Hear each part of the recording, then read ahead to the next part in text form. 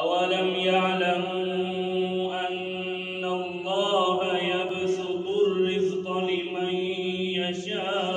يشاء ويقدر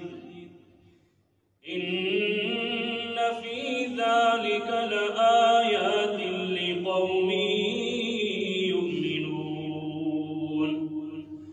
قل يا عبادي الذين أسرفوا على أنفسهم لا تقنطوا من رحمة الله